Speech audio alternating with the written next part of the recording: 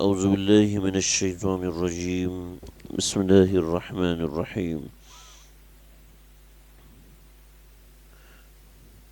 یا ایہا الرسل کلوا من الطیبات واعملوا صالحا انی بما تعملون علیم ان هذه امتکم امتا واحدہ وانا ربکم فاتقون الی آخر الآیہ۔ سورۃ المومنون کی آیت نمبر 51، 52، 53 اور 54 ہے۔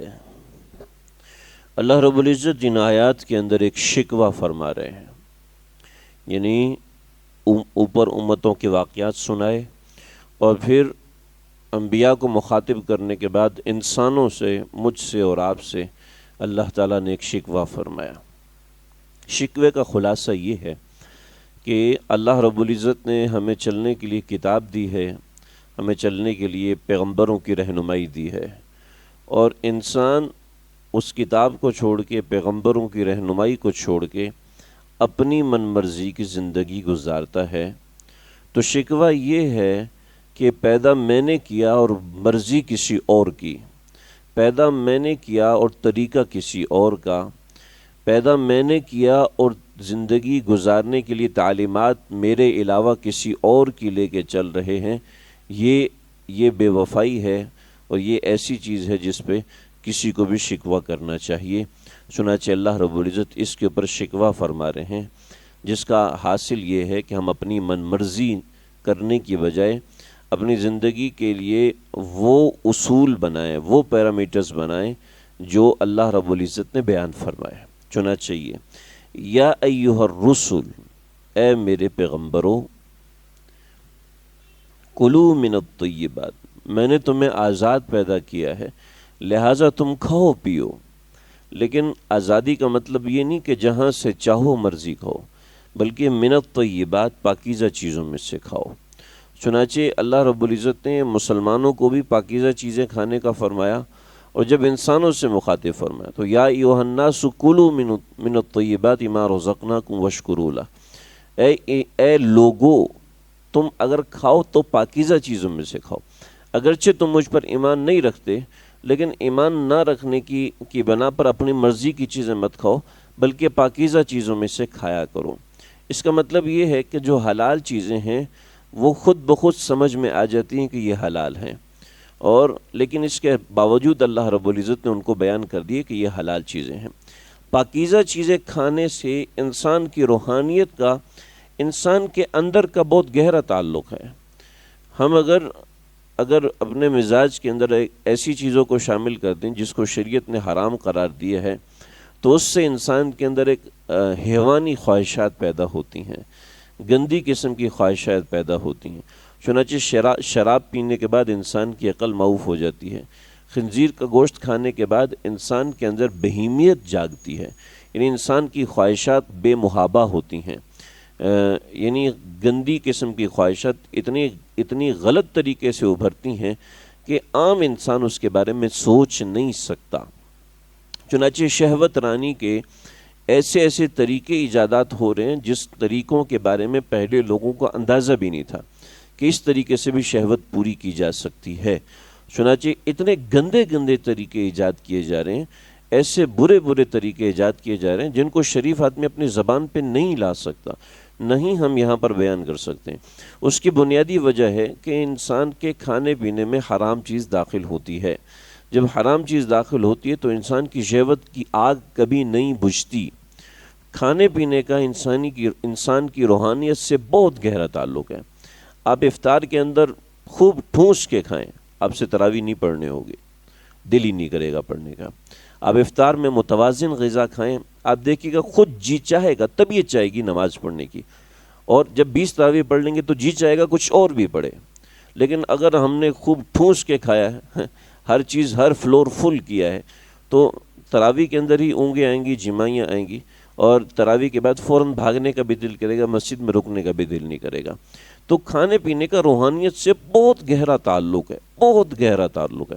چنانچہ اسی وجہ سے اللہ نے کافروں کو مخاطب نہیں فرمایا، لیکن پھر بھی کھانے پینے کے اندر ان سے بھی فرمایا کہ تم پاک چیزیں کھایا کرو، گندی چیزیں نہ کھایا کرو، یعنی ایسی چیزیں کہ جس کو اللہ نے حرام قرار دیا ہے وہ ناپاک ہیں۔ وہ غلط چیزیں ہیں. اس سے انسان کے مزاج میں بہیمیت جاگتی ہے، حیوانیت جاگتی ہے. صرف یہی نہیں بلکہ انسان کے مزاج میں ایسے ایسے جذبات ابھرتے ہیں جو جذبات عام انسان کے مزاج میں نہیں. جیسے قتل کرنے کا جذبہ ہے، اولاد کو قتل کرنے کا جذبہ ہے، اسی طریقے سے اپنے پیاروں کو مارنے کا جذبہ ہے، مقدس ہستیوں کے خلاف زبان کھولنے کے جذبات ہیں. آپ کیا سمجھتے ہیں ایسے ہی پیدا ہو جاتے ہیں؟ ایسے پیدا نہیں ہوتے. جب گندگی انسان کے کھانے میں مزاج کا حصہ بن جاتی ہے تو اس طرح کے سے گستاخیاں اور اس نوعیت کی چیزیں ہوتی ہیں. میں ایسے ہی بات نہیں کر رہا کہ میں چونکہ آیت ہے تو چلو ٹائم پاس کرنے کی بات. اس کے اوپر باقاعدہ تحقیق ہے، بڑی تفصیلی تحقیق ہے کہ انسان کے کھانے پینے کا بہت گہرا تعلق ہے انسان کے دماغ سے، مینٹیلٹی سے تعلق ہے.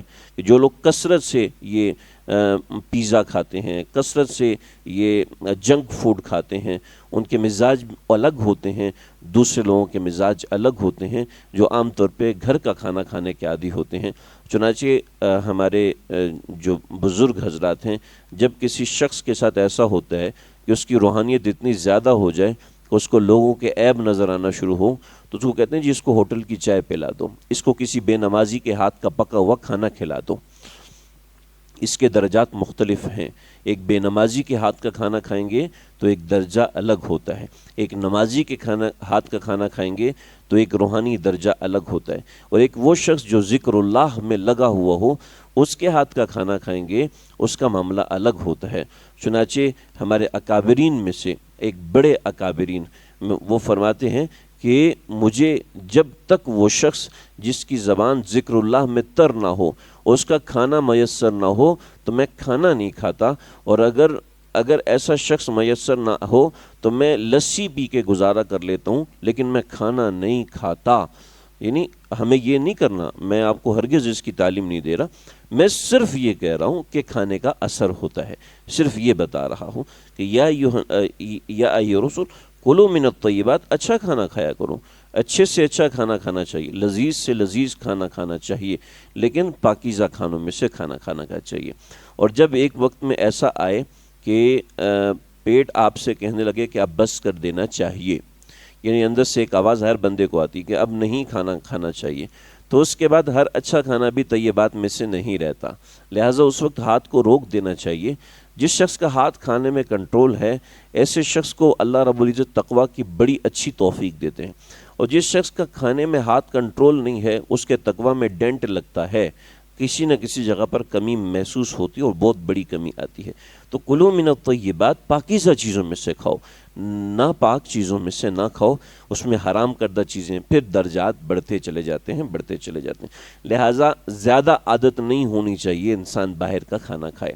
البتہ باہر کا کھانا کھانا بالکل جائز ہے، اس میں کوئی ممانعت نہیں ہے، بالکل جائز ہے، کسی بھی طریقے سے کوئی ممانعت نہیں ہے، لیکن زیادہ عادت نہیں بنانی چاہیے. حفظان صحت کے اصول کے بھی خلاف ہے لیکن دینی اور روحانی تربیت کے بھی خلاف ہے. وَعْمَلُوا صَالِحًا، فوراً آگے کہنا تو کلوا من الطیبات وَعْمَلُوا صَالِحًا، اس کا مطلب ہے کھانے پینے کا تعلق نیک اعمال سے ہوتا ہے. نیک اعمال سے کھانے پینے کا بہت گہرا تعلق ہوتا ہے. انی بما تعملون علیم، اس لیے کہ جو تم کرتے ہو میں اس کو بہت اچھے سے جانتا ہوں. کیسے جانتا ہوں؟ ایسے جانتا ہوں کہ فلاں کام کرنے سے کیا اثر ہوا. جیسے ہم کہتے ہیں میں آج فلاں جگہ پہ گیا، تھک گیا ہوں، تو ہم اس کا مطلب یہ کہہ رہے ہیں کہ فلاں جگہ جانے سے میں تھک گیا ہوں، ٹریولنگ کی ہے، میں تھک گیا ہوں. تو جیسے ہم یہ کہہ رہے ہوتے تو ایسے اللہ کو ہر چیز کی علت پتہ ہوتی ہے. میں یہاں بیٹھا ہوں تو کیوں بیٹھا ہوں اللہ کو پتہ ہے، میں یہاں سے جا رہا ہوں تو کیوں جا رہا ہوں یہ بھی اللہ کو پتہ ہے، میری نیت بھی پتہ ہے، میرے معاملات بھی پتہ ہیں، میرے حالات بھی پتہ ہیں. اللہ ہر چیز کو جانتے ہیں. لہٰذا ہم سے مطالبہ ہے ہم اپنا ہر معاملہ اللہ کے حوالے کیا کریں، اپنا ہر معاملہ اللہ کے حوالے کیا کریں کہ اللہ جی میرے پورے دن کے معاملات آپ کے حوالے ہیں، آپ ان کو اچھے سے انجام کروا دیجئے. میرے پورے دن کے تعلقات، میرے پورے دن کی نوکری، میرے پورے دن کی عبادت، میرے پورے دن کی یہ سب چیزیں میں آپ کے حوالے کرتا ہوں، آپ اس کو اپنی منشا کے مطابق صحیح کروا دیجئے.